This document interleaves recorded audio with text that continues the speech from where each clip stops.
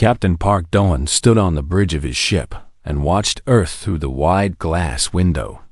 The blue planet looked peaceful from up here. It always did. He had served in the diplomatic fleet for 15 years, and every time he saw his homeworld, he felt the same quiet pride. Humanity had joined the Galactic Council 50 years ago. They were the newest species, the youngest members. Other races had traveled the stars for thousands of years before humans even discovered fire. But humanity learned fast. They built ships, made friends, and followed every rule the Council gave them. Dohan believed in peace. He believed that if humanity stayed kind and patient, they would earn their place among the stars. His second-in-command, Lieutenant Kim Yuna, walked up beside him. She was younger than him by 10 years, but her mind was sharp like a blade. She never missed anything. "Captain," she said, "there is a strange message coming from the Council station." Doan turned to her. "What kind of message?" "They are talking about a quarantine. Something about a disease spreading on the outer colonies." Doan frowned. He had heard nothing about any disease. His wife and 2 children lived on the Sol orbital station, just above Earth. His mother lived on the Mars colony. If there was sickness spreading, he needed to know. "Contact the Sol station," he ordered. "I want to speak with my family." Yuna nodded and walked to the communication panel. But before she could send the message, every screen on the bridge turned red. Warning lights flashed. A sound filled the ship, a terrible alarm that Dohan had never heard before. "What is happening?" he demanded. Yuna's face went pale. Her hands shook as she read the incoming data. "Captain, there's something in the atmosphere. On Earth, on Mars, on all our colonies. It is a bioweapon. It targets human DNA." Doan felt his blood turn cold. "That is not possible. Who would attack us?" The answer came on every screen. A message from the Galactic Council. The symbol of the Veldrani Dominion appeared first. They were one of the oldest species, powerful and proud. They had always looked at humans with cold eyes. A Veldrani commander appeared on screen. His face was calm, almost bored. "To the humans of Earth and her colonies," he said, "the Galactic Council has determined that your species has grown too quickly. Your population threatens the balance of our systems. This is not punishment. This is correction. The process will be complete within 72 hours. Do not resist. Resistance is not possible." The screen went dark. Dohan could not move. He could not breathe. Around him, his crew was screaming, crying, trying to contact their families. But the communication lines were dead. The Veldrani had blocked everything. For 3 days, Dohan watched his world die. The bioweapon was perfect. It killed only humans. Animals survived. Plants survived. Buildings stood empty and clean. But the people inside them were gone. On the Sol orbital station, Dohan watched through a telescope as the lights went out one by one. His wife, his son, his daughter, his mother on Mars, his cousins on Titan, everyone he had ever loved. 4 billion. 200 million humans died in 72 hours. When it was over, the Galactic Council released a formal statement. Dohan read it on his screen with empty eyes. The human population correction was regrettable but necessary. The Council thanks the Veldrani Dominion for their swift action. Balance has been restored. We welcome the surviving humans to continue as peaceful members of our community. Dohan read the message 3 times. Then he read it again. The word regrettable burned in his mind like fire. His crew waited for orders. 3 billion humans still lived on Earth and a few hidden stations. They were broken, lost, confused. The galaxy expected them to cry, to beg, to fall apart. Dohan gave a different order. "Cut all transmissions," he said quietly. No messages to any alien species. No calls for help. No words at all. Eunice stared at him.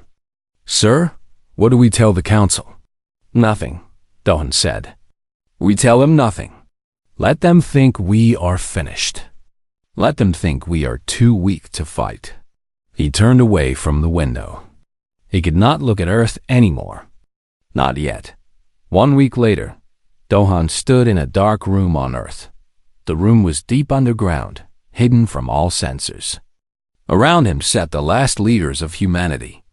Generals, scientists, politicians. Their faces were tired and broken, but their eyes were awake. Admiral Choi Taeson stood at the front. He was an old man with white hair and hard eyes. He had never trusted the council. He had warned everyone for years that the elder species saw humans as insects.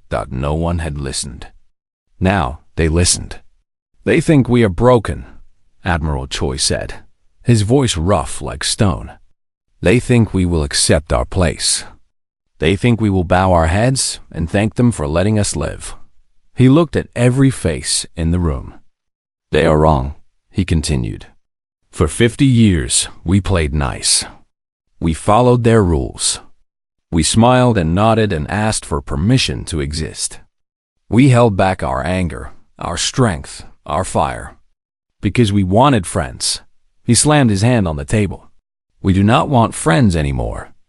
Now we make examples. The galaxy will learn a simple lesson. You can ignore humanity. You can laugh at humanity. But the moment you try to destroy humanity, you sign your own death." The room was silent. Then, one by one, every person stood up. Dohan was the last to rise. He thought of his wife's smile, his daughter's laugh, his son's small hand in his. They would never come back. Nothing would bring them back. But he could make sure the ones who killed them would never forget what they had done. The survivors of Earth went quiet. No transmissions left the planet. No pleas for mercy. No cries for help. The galaxy watched the silent world and smiled. The human problem was solved. They had no idea what was coming. 5 years passed after the genocide.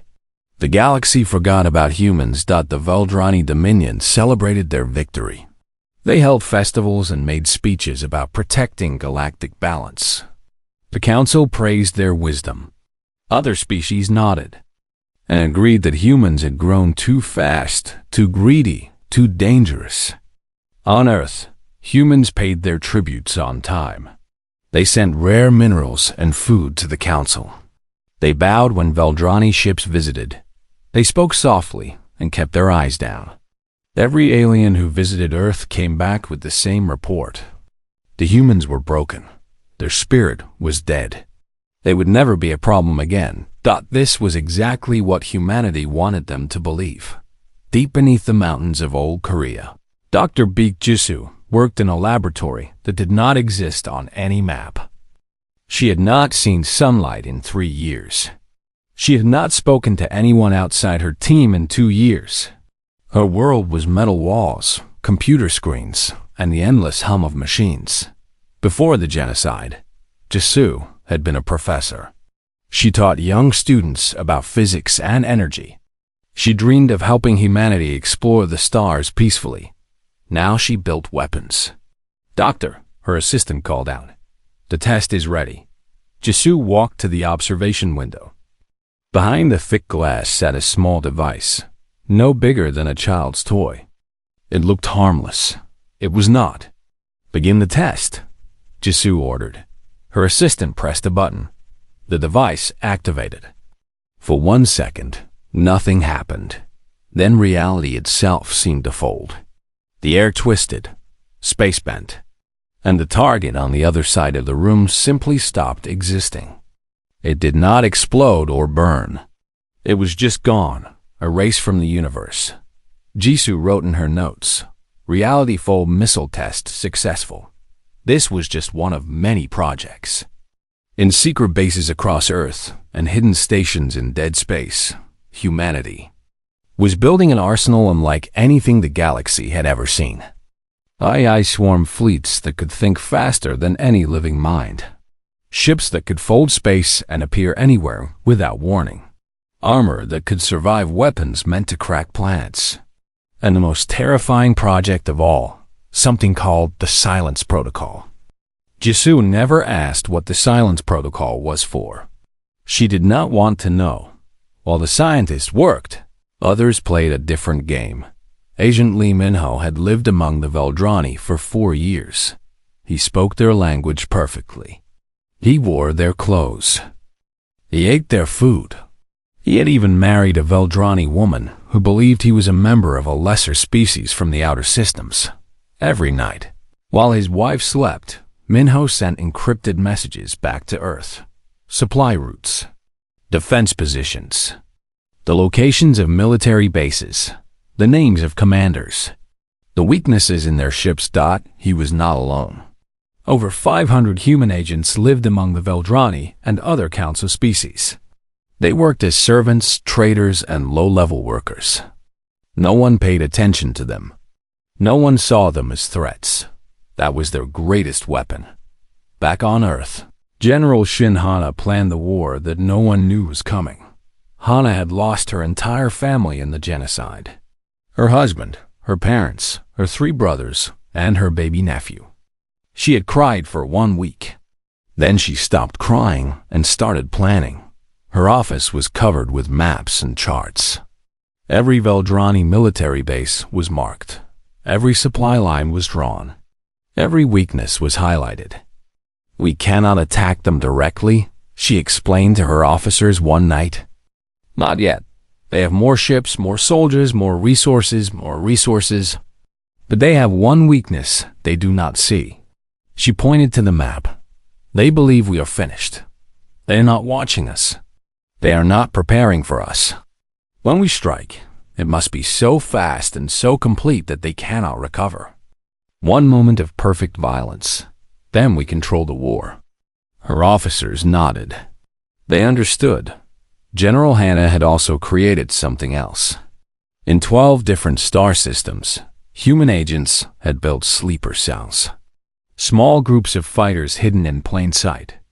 When the signal came, they would activate and strike at the same moment. Across the entire galaxy. The Veldrani would not know what hit them. In the 5th year, Dr. Beek Jisoo made a discovery that changed everything. She had been studying the bioweapon that killed 4 billion humans. The Council had tried to destroy all evidence, but humanity had saved samples. Jisoo had spent 2 years learning how it worked. One night, she called General Hana to her laboratory. "I can reverse it," Jisoo said. Hana stared at her. "What do you mean?" "The bioweapon. I can make it target Veldrani DNA instead. I can kill every single one of them. Every man, woman, and child. Complete extinction in 72 hours. The room was silent. Hana looked at the small device in Jisoo's hands. The power to destroy an entire species. The same power they had used on humanity. "Can you make it?" Hana asked. "I already have," Jisoo said. "The question is whether we will use it." Hana was quiet for a long time. She thought about her baby nephew, only 6 months old when the bioweapon took him. She thought about the millions of Veldrani children who had nothing to do with the genocide. "No," she finally said. "We will not use it. Not on civilians, not on children." Jisoo nodded slowly. "I hoped you would say that. But I needed to know." "Keep the weapon," Hana said. "Not to use, but to show. When the war comes, we will show the galaxy that we could have done to them what they did to us. And we chose not to. That is what makes us different. That is what makes us better." Jisoo carefully locked the bioweapon away. It would never be used. But its existence would send a message. On the final day of the 5th year, the leaders of humanity gathered one last time before the war began. Jisoo presented the completed arsenal. Ships that could break physics. Weapons that could end worlds. Soldiers trained in secret for 5 long years. Admiral Choi Taeson stood before them all. He was older now, his hair completely white, but his eyes burned with the same fire. "They gave us 5 years of peace," he said. "They thought we were mourning. They thought we were dying slowly. They were wrong." He looked at the weapons laid out before him, the ships, the missiles, the soldiers. "They gave us 5 years to mourn. We used it to build their nightmares. Tomorrow, we remind the galaxy why they should never have touched our children." The room erupted in a single cheer. Then silence returned. The quiet years were over. The loud years were about to begin. The Galactic Council was celebrating every 100 years. The elder species gathered on the great station at the center of known space.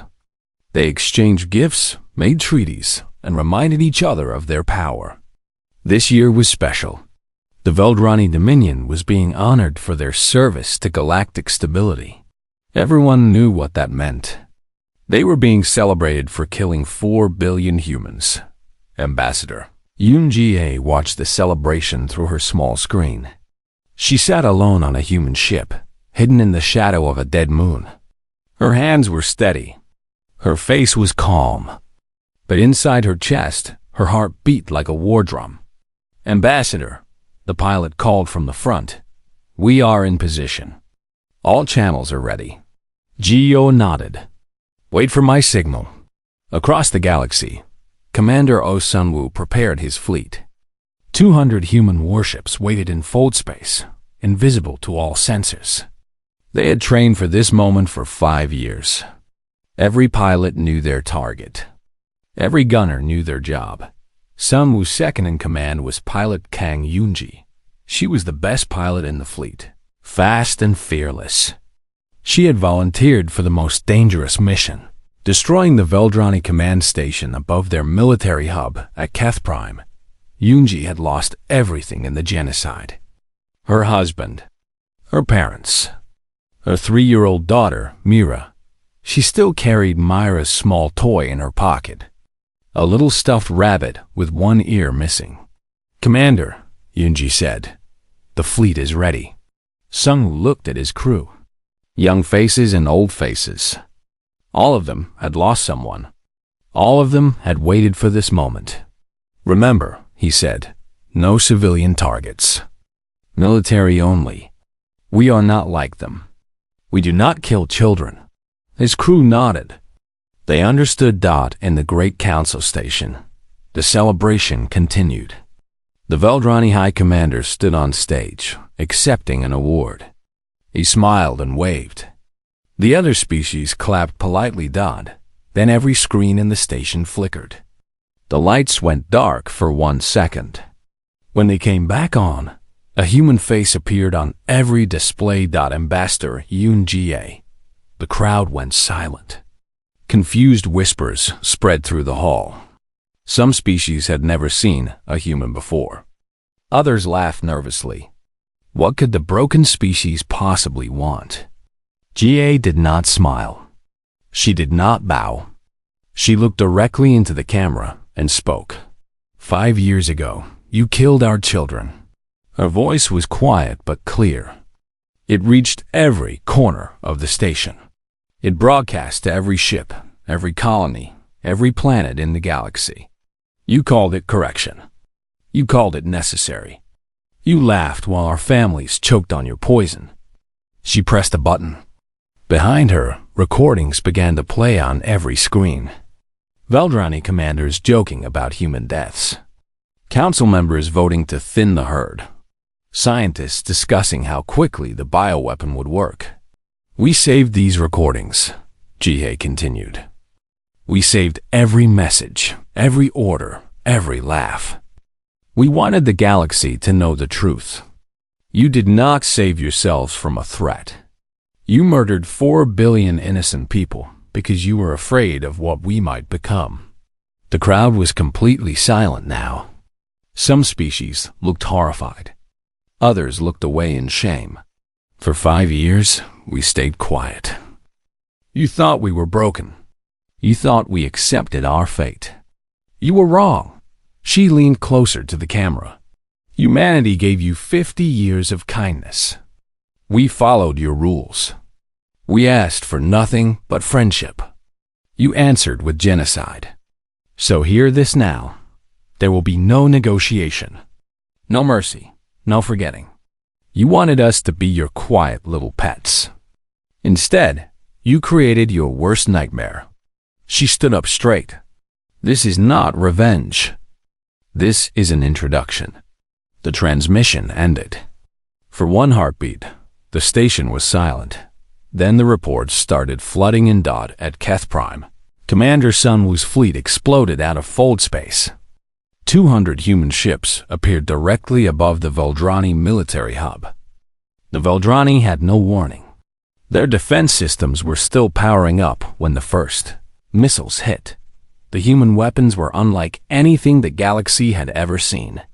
Reality-fold missiles erased entire stations from existence.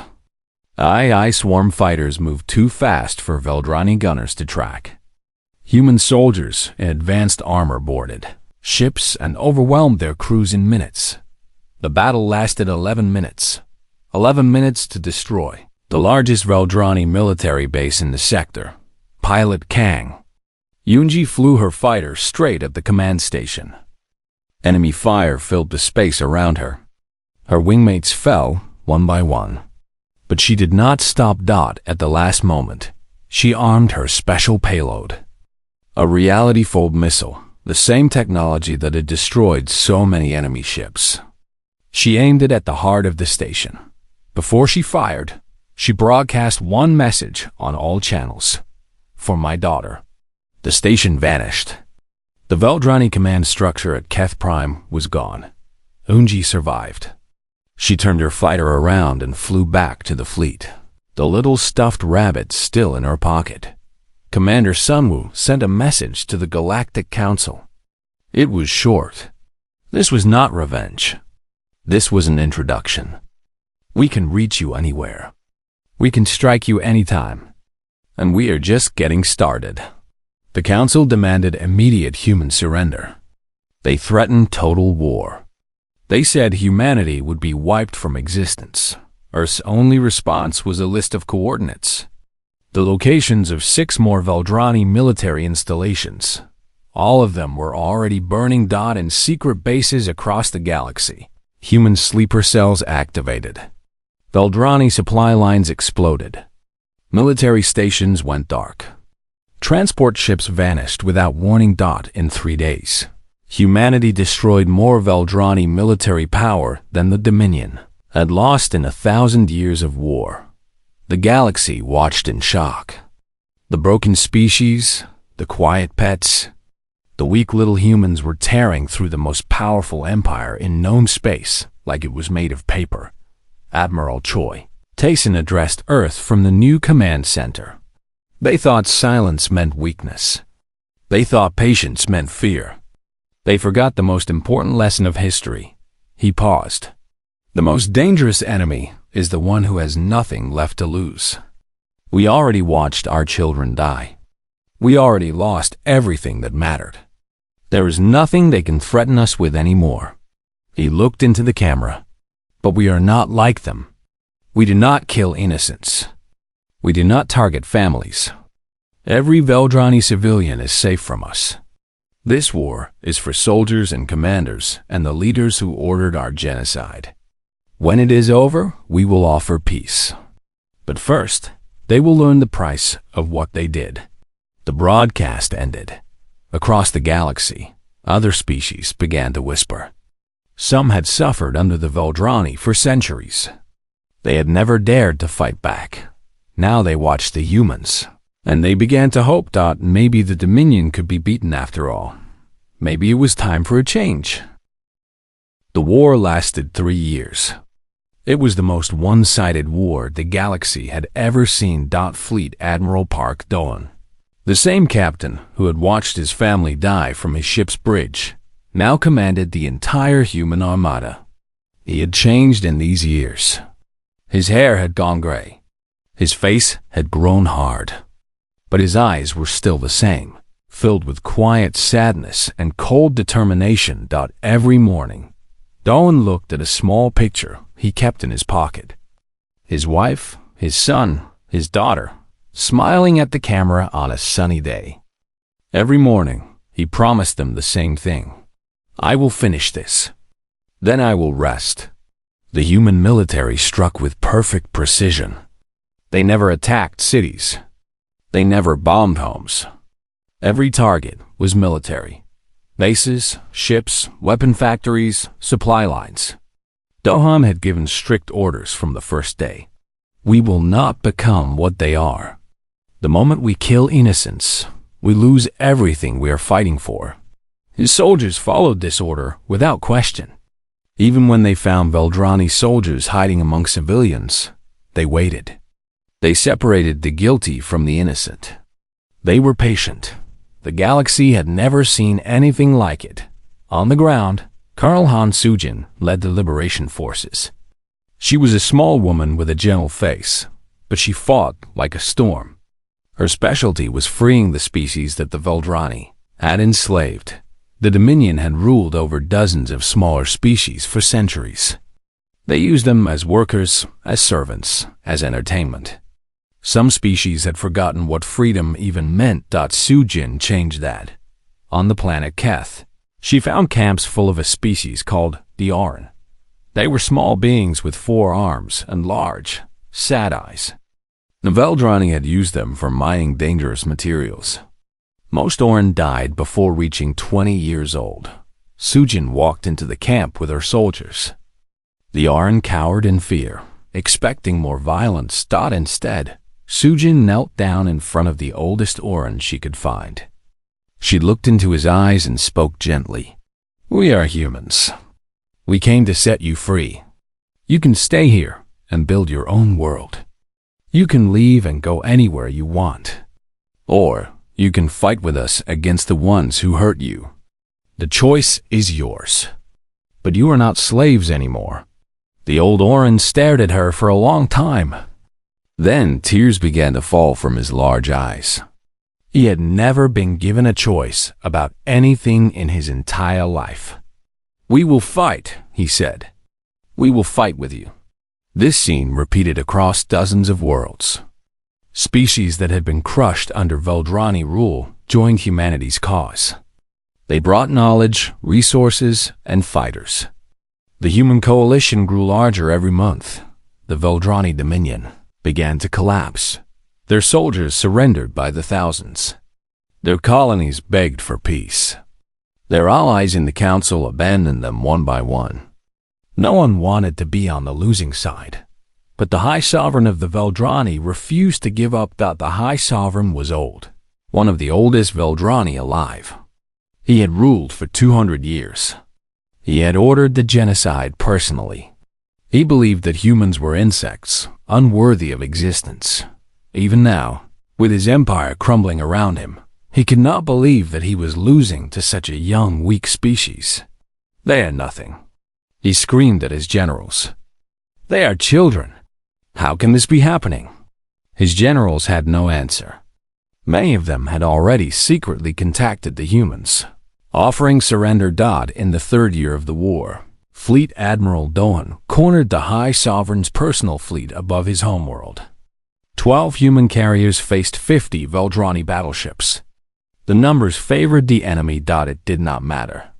The battle lasted 2 hours. When it was over, only 3 Veldrani ships remained. The High Sovereign's personal vessel was among them. Dohan opened a communication channel. High Sovereign, he said calmly, your fleet is destroyed. Your empire is finished. I am offering you one chance to end this war with honor. The High Sovereign's face appeared on screen. He was old and tired, but his eyes still burned with hate. Honor? He spat. You speak to me of honor? You are vermin. Your species should have been erased completely. I only regret that we did not kill all of you. Dohan was quiet for a moment. He thought about his family. He thought about 4 billion dead. He thought about every name carved into the memorial walls on Earth. I could use your own weapon against you, Dohan said. We rebuilt the bioweapon. We can target Veldrani DNA. I could kill every single member of your species in 72 hours. Your children. Your elders. Everyone. The High Sovereign's face went pale for the first time. But I will not, Dawn continued, because that is what separates us from you. We could have been monsters. We chose not to be. Your people will live. Your civilization will survive. But you will face justice for what you have done. The High Sovereign laughed bitterly. Justice? There is no justice in the galaxy.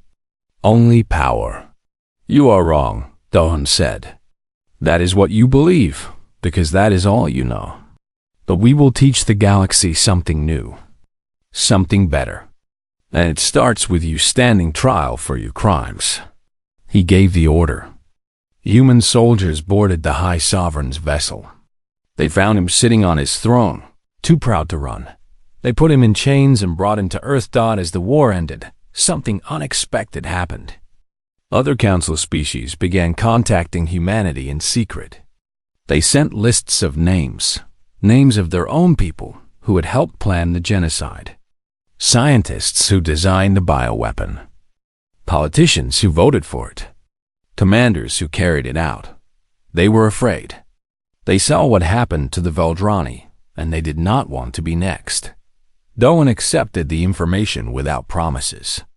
He did not trust the council species, but he also did not want more war. We will investigate every name, he told them. If they are guilty, they will face trial. If they are innocent, they have nothing to fear. This is the new way. The old way, your way, is finished. The leaders of the galaxy watched the humans with new eyes. These were not the quiet, polite species they had laughed at for 50 years. These were not the broken victims they had expected to fade away. Humanity had become something new, something strong, something that could not be ignored. And somehow, despite everything, they had kept their honor. On the last day of the war, Colonel Sujin stood on a hilltop above a Veldrani city. The war was over. Peace was coming. But she felt no joy. Beside her stood an Oran soldier, one of the freed slaves who had joined her battalion. He looked at the city below. What happens now? He asked. Sujin thought about it for a long time. Now we build something better, she said. Something that should have existed all along. A galaxy where no one has to be afraid. Where no species can murder another and call it policy. She looked at the sky, where human ships patrolled among the stars.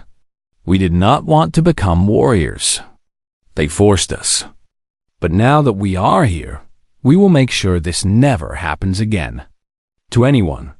Bjorn nodded slowly. He did not fully understand humans yet. But he was beginning to. They were strange creatures. They could destroy everything. They chose to protect instead. Maybe, he thought, that was the most dangerous thing of all.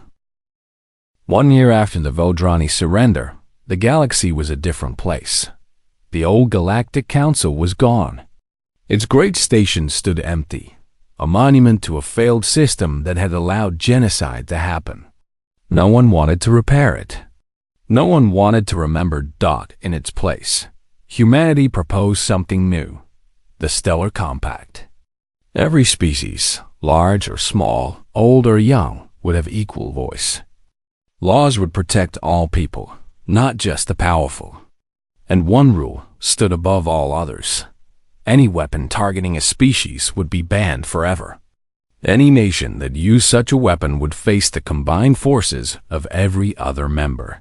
President Nocera stood before the first meeting of this compact. She was a quiet woman, a former teacher who had lost all 3 of her students in the genocide. She had never wanted power.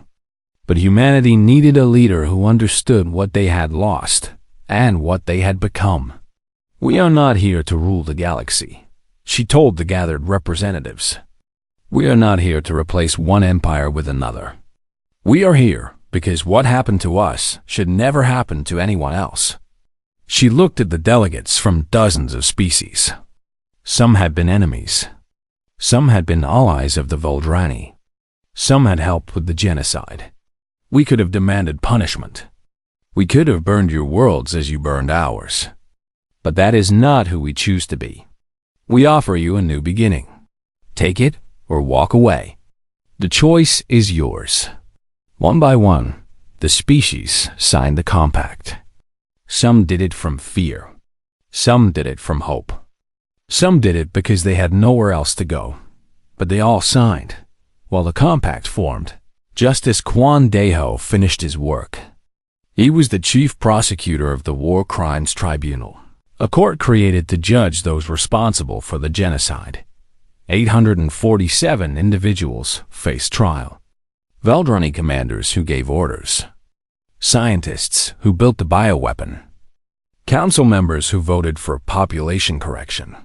Soldiers who laughed as humans died. The trials lasted 6 months. Every piece of evidence was examined. Every accused had the right to speak. Some showed regret. Most did not.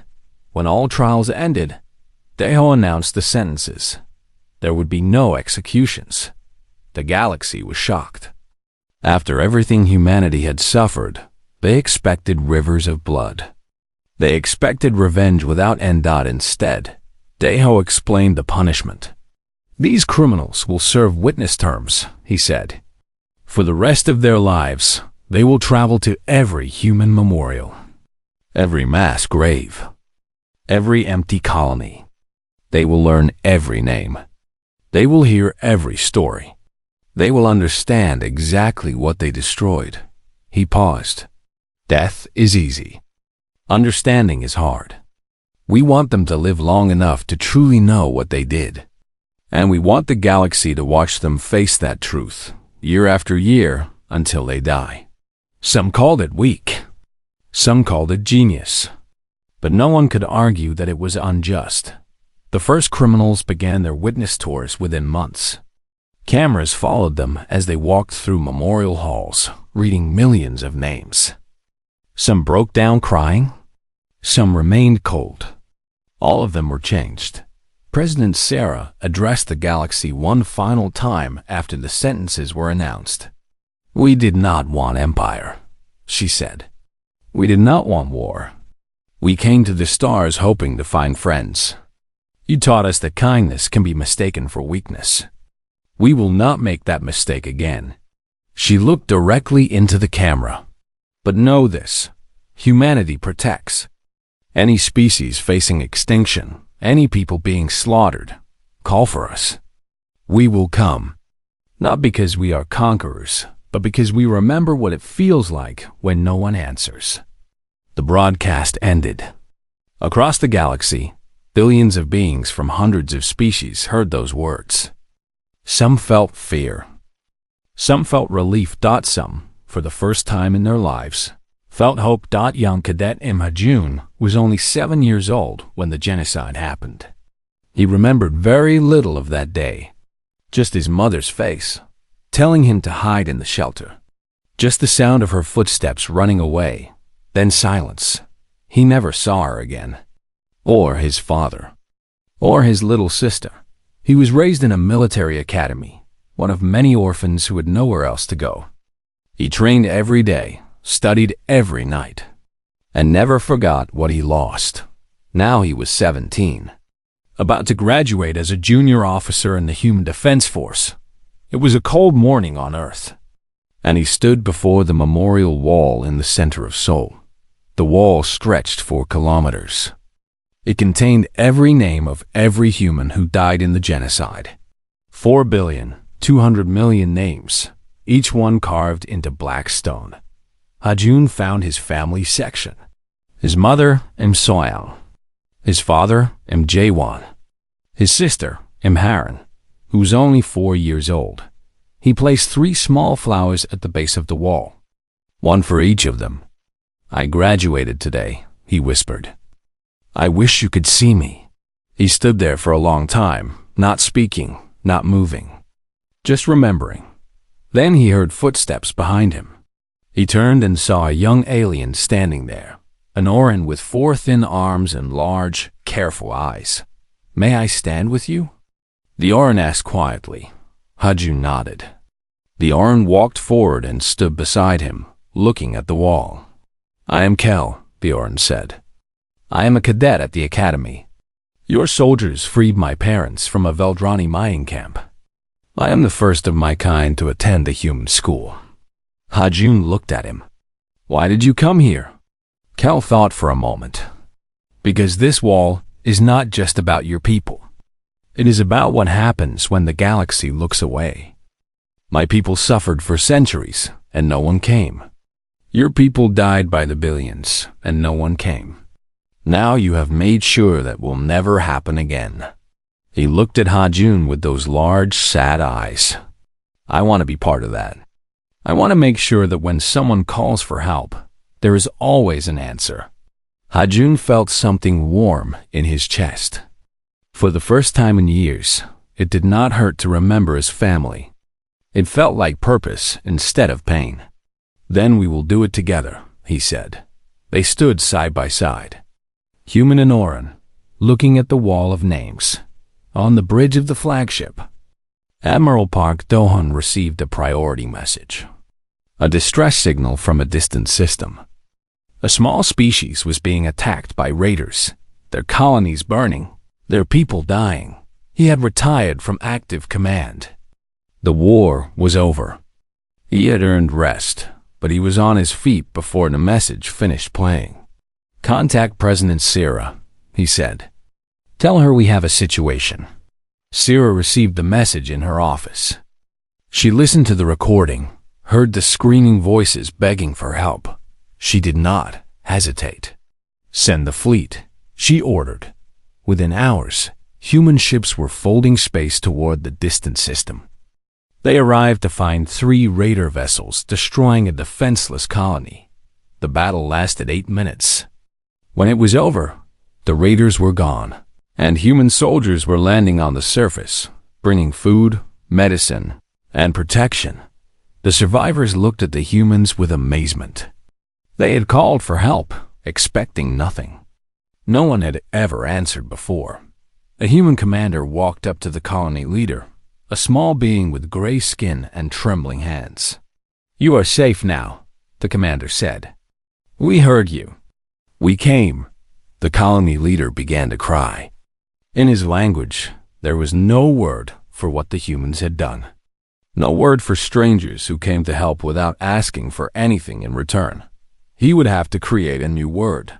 On Earth, in the memorial hall, the final words of President Sierra's speech were carved into stone beneath the 4 billion names. Humanity had learned to be kind. Then they learned to be terrible. But in the end, they chose to be guardians, because someone had to be. Young Cadet Hajun read those words every morning before training. He carried his mother's memory with him into every exercise, every lesson, every test. He was not angry anymore. He was not afraid. He was ready. Somewhere in the galaxy, someone would need help. Someone would face extinction. Someone would cry out into the darkness, hoping for an answer. And when they did, humanity would come, not for revenge, not for power, not for glory, but because they remembered what it felt like to be alone, and they would never let anyone else feel that way again.